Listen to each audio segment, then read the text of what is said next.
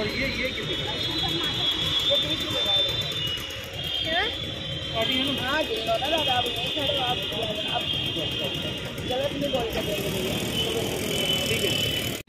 রাজওয়ালা প্যালেসে আমরা চলে আসলাম। গেট এখনও বন্ধ আছে, 11টার সময় খুলবে, এখনও 10 মিনিট দেরি।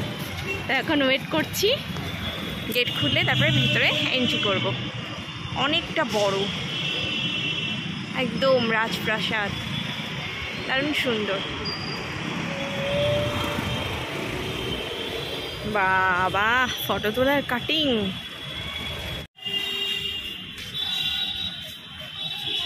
গেটটাই দেখো কতটা বড় গেট,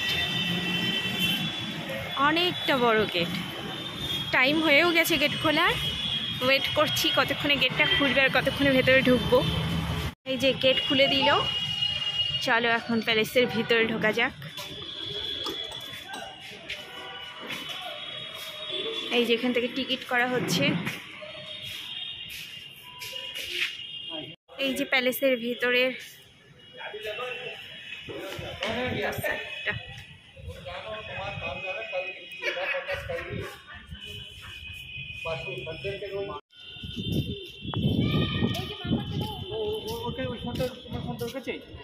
স্পেশাল ফোনটা এটাই। আচ্ছা,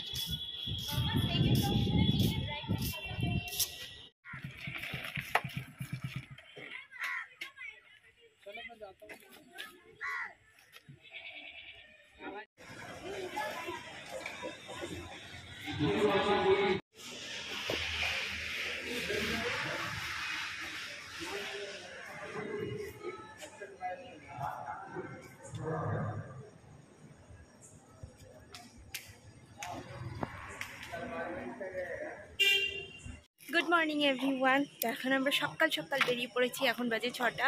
স্নান ধান করে বেরিয়ে পড়েছি ওমকারেশ্বরের মন্দিরে। তো চলো এখন যাওয়া যাক। আর আমরা একটা আশ্রমেই ঢুকেছিলাম, তোমরা কালকে দেখতেই পেয়েছো। তো চলো এখন সোজা যাই।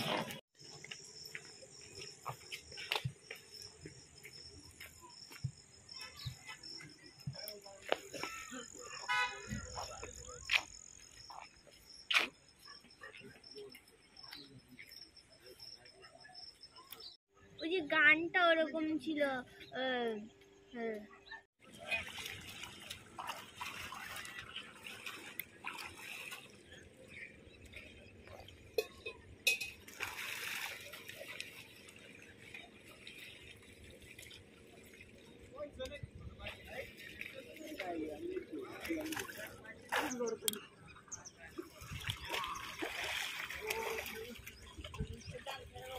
এই যে ওমকারেশ্বরের নর্মদা নদী, আর এখানে দেখো বুবাই স্নান করছে নর্মদা নদীতে। আমি আর মাম্মা হোটেল থেকেই স্নান করে এসেছি। তো হোটেলের জলটাও কিন্তু এই নর্মদা নদী থেকেই যাচ্ছে, একই ব্যাপার। এখানে একটু মাথায় জল নিয়ে নেব, ছিটিয়ে নেবো, ব্যাস হয়ে যাবে। তারপরে এখান থেকে যাব পুজো দিতে। তারপরে দেখো, দেখতে থাকো। আর পরিক্রমাও করব, ওই যে পাহাড়ের ওপরগুলো দেখছো, ওখান থেকে হেঁটে নর্মদা নদী পরিক্রমাটা করব আমরা। এমনি স্টিমারেও করা যায়, এই যে এখানে যে অনেক স্টিমার আছে, ওখানে স্টিমারগুলোতে উঠে তারপরে স্টিমারে উঠে বোধহয় এক একজনের 350 করে নেয়। আর এই পার থেকে ওই পারে, মন্দিরটা তো ওই পারে যেতে এক একজনের 20 টাকা করে নেয়। তো আমরা ওই পারেই যাব, তারপর পায়ে হেঁটেই নর্মদা নদী আমরা পরিক্রমা করব। আর পায়ে হেঁটে কেন করবো বলো তো? ওটার একটা জিনিস ভালো, যে আমরা যে পায়ে হেঁটে নর্মদা নদীটা পরিক্রমা করব, সেখানে কিন্তু অনেকগুলো ছোটো ছোটো মন্দির পড়বে। কিন্তু এই জলের মধ্যে যদি আমরা স্টিমারে করে পরিক্রমা করি, সেখানে তো আর মন্দির দেখা যাচ্ছে না। যার জন্য আর কি পায়ে হেঁটেই করবো। আর খুব একটা রাস্তা না, খুব একটা দূর না, কত কিলোমিটার যেন হাঁটতে হয় পরিক্রমার জন্য। তো চলো দেখতে থাকো ব্লগটা।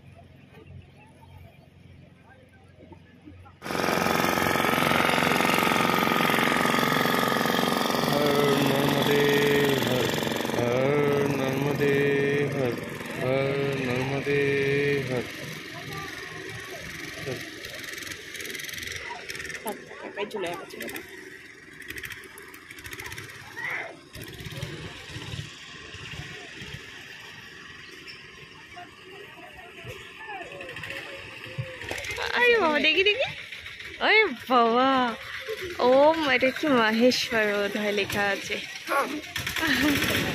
এই দেখো, ওম মহাকাল লেখা। ভালো আসছে।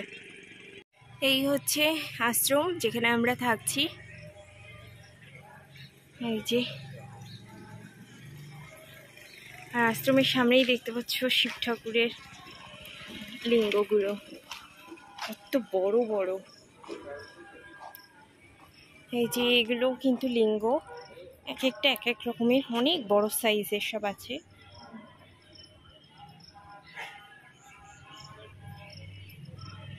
এই যে দেখতেই পাচ্ছ অনেক অনেক আছে। আর ওই দিকটা অনেক বড় বাজার আছে যেখানে আমরা একটু পরে যাচ্ছি।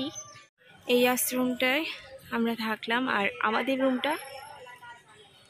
রুমটা ওই যে ওটা।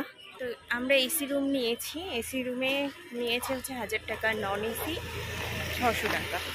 अब इसमें आप किसी को भी रख देना भाई, आटे का नीचे बना लो, मिट्टी का नीचे बना लो, आप गोबर का भी नीचे बना सकते हो, समझ नहीं आता। तो सबसे ज्यादा मान्यता इसकी रहती है, इसकी नहीं, नीचे के बेस से এই যে নর্মদা শিবলিঙ্গ, ऊपर के बेस से मतलब है। দেখতে পাচ্ছ কি ऐसा रहता সুন্দর है। अब সুন্দর देखो সব जैसे बड़े কালার। बड़े शिवलिंग আর এই रहते हैं, কালারগুলো না सब পুরো जयपुर के रहते हैं। ন্যাচারাল, नीचे का बेस क्या रहता है, काला पत्थर, প্রাকৃতিক ऊपर ভাবে जो शिवलिंग হয়েছে आता है এই কালারগুলো, नर्मदेश्वर, কোনো तो महाराज কালার का অ্যাড रहता है। করা হয়নি এখানে। नर्मदे माता से काले तो काला भी এটা रहता है ना, একটু বড় ये সাইজ, सब। हाँ, এটা जो একটু नीचे ছোট का সাইজ। बेस रहता है वो ये सब जी। जयपुर का रहता है, साइज। पर महत्व किसका रहता है, शिवलिंग का, जो ऊपर का शिवलिंग है। भैया ये जो है এখানে ये পিতলের স্ট্যান্ডগুলো আছে। ये नर्मदा जी का, ये नर्मदा जी পিতলের का, ये স্ট্যান্ডগুলোর नर्मदा দাম जी का, একটু सब বেশি। नर्मदा शिवलिंग। আমরা নিইনি পিতলের স্ট্যান্ড, खाली काला छोड़ আমরা के, নিয়েছি ऊपर काला এই যে लिंक रहेगा ना, वो এগুলো। नर्मदा जी का नहीं आएगा। मतलब ऐसा ऐसा हाँ, এটা আমাদের, এটা মায়ের জন্য নিলাম, ऐसा रहता है। আর এটা হচ্ছে বাবলুদার জন্য। তিনটা set। দেরি হয়ে যাচ্ছে পূজার। হ্যাঁ, নাও না। এই যে আশ্রমের ঠিক অপোজিটেই শিব ঠাকুরের দোকান, অনেক শিবলিঙ্গ আছে এখানে। এগুলো সব বড় বড় সাইজ, আর তোমাদেরকে যেগুলো দেখালাম সেগুলো ছোট সাইজ ছিল। আর এখানে অনেক কিছুই আছে, পিতলের জিনিস টিনিস, পিতলের মূর্তি, গোপাল ঠাকুরের, শিবলিঙ্গ, পিতলের সব কিছুই তোমরা এখানে পেয়ে যাচ্ছ।